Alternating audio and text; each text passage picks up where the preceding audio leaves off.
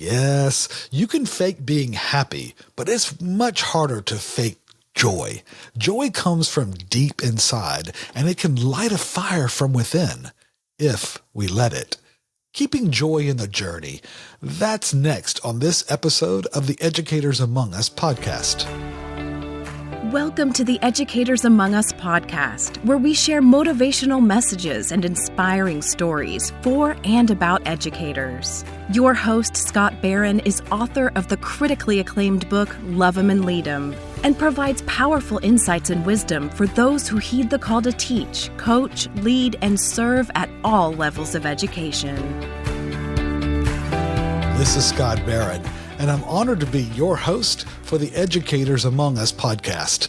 We're all about educators, and we mean anybody that's involved in a school system, a learning organization, because educators change lives. They get to teach and to coach and to lead and to help provide the finances, to clean things up, get things ready, do all the work that's required to ensure that we deliver an amazing experience, an excellent experience for those that come up to be a part of our community.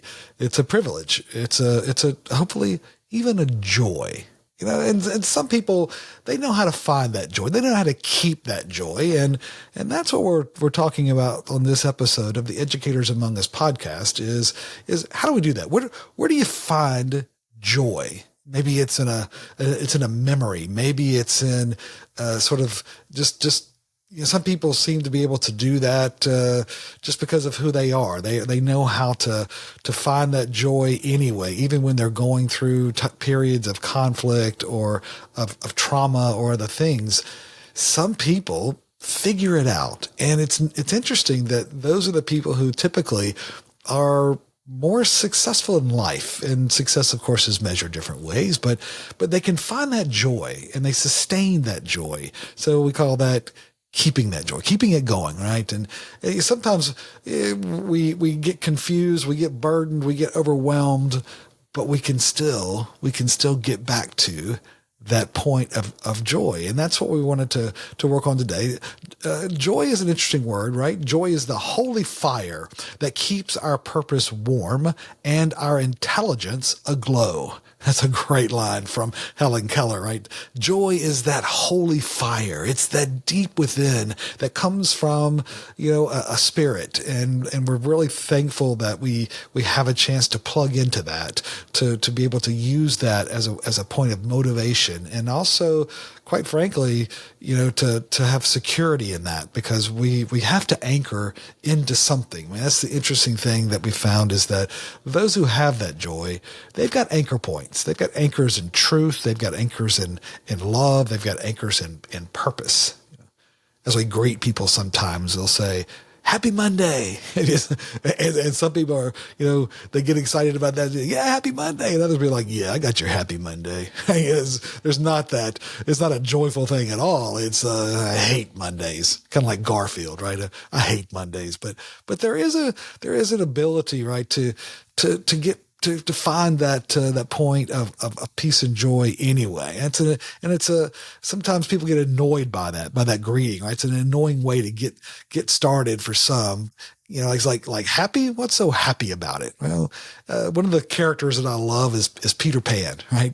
The character, he has his happy thought, and one version of Peter Pan is the movie Hook, and that is one of my absolute favorites, because of the way, especially Robin Williams was able to portray this adult Peter Pan who, he had become weighed down by his work and responsibilities. He had lost his happy thought. He had lost his joy because he was so busy. I think he was working in some type of investment firm, Wall Street or something.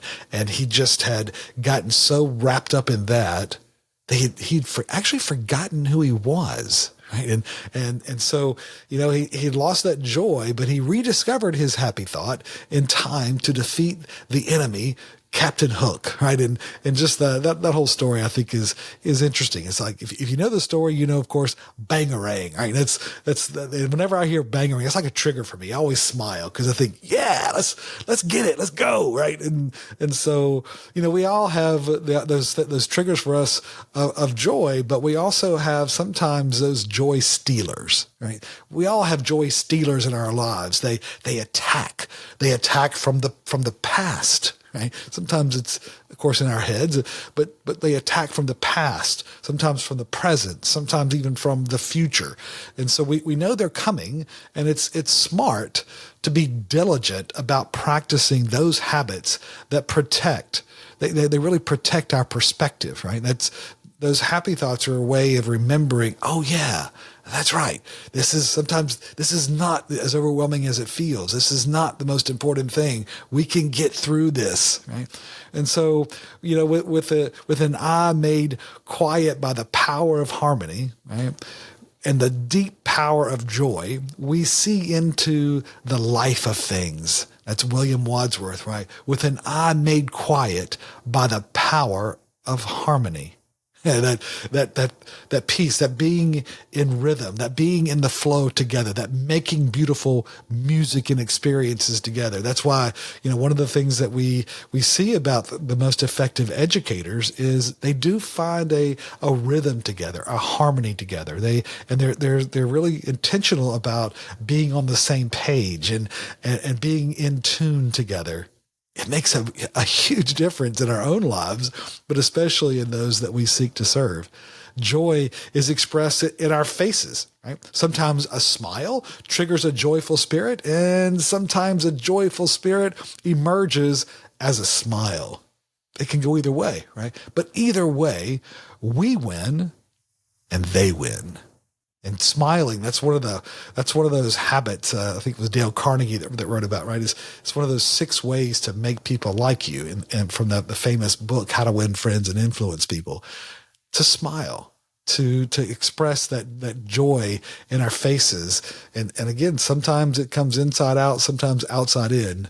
Either way, it's worth it. Joy is expressed in our response.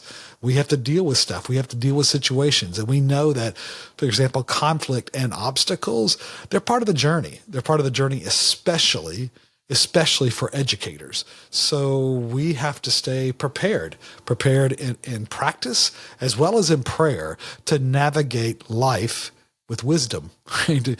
to be able to handle these situations, know how to resolve conflict in a wise and caring and purposeful way. We can't just make decisions that are black and white. We have to make decisions. We have to evaluate situations. And we know we can't always just appeal back to the handbook. We actually have to make hard decisions in the moment. And that's what educators do. Joy is expressed in our gratitude. You know, remembering those people, those blessings we've received, and the people we've encountered who they cause us to lift our eyes, to look up, to remember, right, in those moments and to see the greater picture. They help us maintain our perspective, to remember who we are and our calling in this, and to not get lost, not to be distracted, right, not to be tempted. That's a powerful part of maintaining that joy, is having that attitude of gratitude, right? Joy is expressed in our attitude. It's that privilege of teaching, coaching, and enabling others to grow, right? That fuels our devotion to the work. It motivates us to be prepared, to do all the things that are required to be able to deliver on our plans. And of course, the habits. It fuels our devotion to the work, but also our habits of excellence. We know, of course, that the most effective educators have certain habits of character, for example. You know, they are people who are consistently professional. They are consistently, you know, loyal. They're not worried about just am I late or not. If they're not early, they're late. Right? They follow up. They follow through. These are some of just the habits of excellence. And hopefully you're working towards honing those habits in your life. Joy is not in things. Joy is not in things. Joy is actually in us. That's Richard Wagner. Right? Joy is in us. It's not in those things. It's not outside of us. Joy is something that we find within because we know where to look for it, and we're very careful to not lose it. We don't lose our happy thought, right? Joy has benefits. It has real benefits. It improves our body's immune system. We're actually healthier with more joy. It lowers our blood pressure. Our heart is stronger. We're able to endure some of those more difficult moments because we have that joy. It increases our motivation and our intelligence. We're actually smarter and get more things done when we have that joy. Where's the downside to that? The joy actually enables a longer and more fruitful life. I'm not seeing the negative aspects here. And so that's the challenge for us is how do we do that? How do we keep that joy? Even, listen, we know we're going to have hard times. We know sometimes they're going to get very difficult. We're going to have to deal with challenges in our personal lives, and we get to love families and through their own journeys. And that's going to involve a wide range of different experiences. But we get to be with them. Joyful people, they make life more enjoyable. because they also help others work through those difficult days that contribute to exhaustion. And it can contribute to loss of purpose and even burnout, right? People get burned out. They do. But when they sustain that joy, they figure it out, and they surround themselves with people who also bring that joy. And it's because sustaining our joy, it elevates the authenticity of our testimony, right? It makes it real. All these things we say we do, these things we say we believe in, it's that joy that actually other people look at it and go, oh, it's real. I get it. Right? And it lightens the load. It actually makes life easier for us and for them. Hey, keep the joy.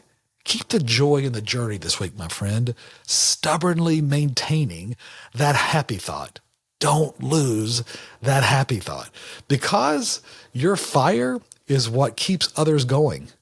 Your dedication, your joy can sometimes be the difference in their lives.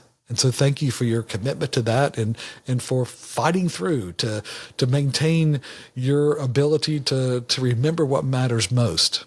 Sometimes that comes from remembering, a friend. Sometimes that's family. Maybe you're finding your happy thought is being at the beach, or it's a place, right, or an event, right? I know for Tammy that sometimes being at the beach, that's just something that just lights her up, and she knows she has that chance every now and then. And boy, does that just bring some joy. Perhaps you find joy in some spiritual experiences, or some things that right? Perhaps you find joy in a stone rolled away and the discovery of forgiveness and grace. And that can be, for sure, a powerful source of joy. And that's a life-changing joy that is eternal. That's a joy to hang on to. As you're going through this week, a coaching question to ask yourself at the end of each day: did I do my best to keep joy in the journey today? Did I do my best to keep joy in the journey today? Love him and lead him, my friend. This is Scott.